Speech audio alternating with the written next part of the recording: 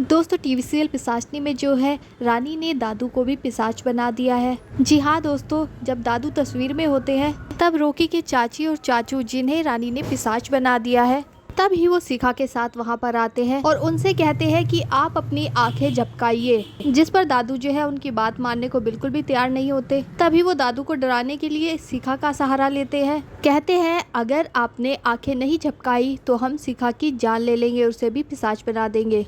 तभी दादू जो है डर के कारण तस्वीर से बाहर आ जाते हैं और वो अपनी पोती शिखा से पूछते हैं कि बेटा तुम ठीक हो, तुम यहाँ से चली जाओ। तभी शिखा, अमृता, प्रतीक तीनों हंसने लग जाते हैं। उनको हंसता देख दादू हैरान हो जाते हैं कि शिखा भी इन तीनों से मिली हुई है। साथ ही शिखा दादू को ये भी बता देती है कि आप जानना चाहते थे कि पिशाचनी को घर में लेकर कौन आया, तो वो हम लेकर आए हैं। तभी रॉकी के दादू जो है गुस्से में आकर कहते हैं कि अब हम घर में किसी को भी पिशाच नहीं बनने देंगे। जैसे ही रॉकी के दादू इस बात को घर वालों के सामने बताने जाते हैं तभी शिखा और प्रतीक, अमृता उन्हें रोक लेते हैं। कहते हैं कि अब आप सच जानकर यहाँ से कैसे जा सकते हैं। अभी वो दादू को कहते हैं कि हमने आपको फोटो फ्रेम से आजाद कराया है तो इसके बदले हम आपको पिशाच बना देंगे। इसके बाद जो है वो दादू को पिशाच बना देते हैं। तभी पवित्रा वहाँ आती है और दादू को देखकर पूछती है कि आप कहाँ चले गए थे। उनके कुछ भी जवाब न देने पर पवित्रा पूछती है आप चुप क्यों बैठे हैं। तभी दादू पिशाच बन जाते हैं और कहते हैं, पवित्रा जो है उनको देखकर डर जाती है और वो कहते हैं कि अब हमें पिशाच बनकर बहुत अच्छा लग रहा है। पवित्रा को भी कहते हैं कि तुम भी पिशाच बन जाओ। पवित्रा जो है उनका हाथ झटक कर कहती है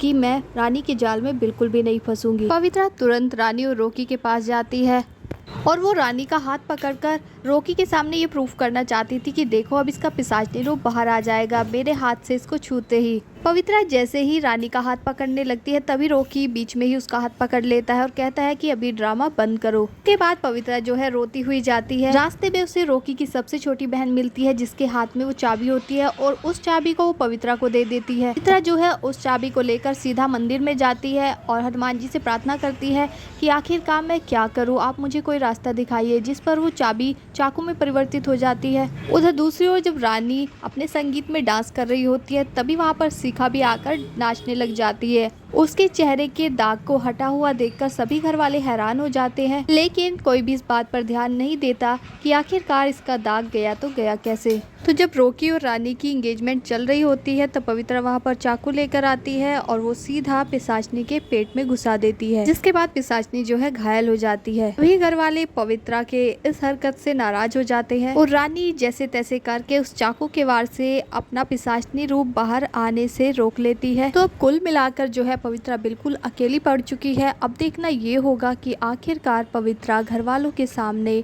रानी का सच कैसे लेकर आएगी। उधर रानी भी जो है पवित्रा की सारी प्लानिंग को फेल करती हुई जा रही है। तो दोस्तों आने वाले एपिसोड और भी ज्यादा इंटरेस्टिंग होने वाले हैं। आप जुड़े रहिए हमारे चैनल के साथ। चैनल को सब्सक्राइब कर लीजिए, वीडियो को लाइक कीजिए, शेयर कीजिए। Thank you.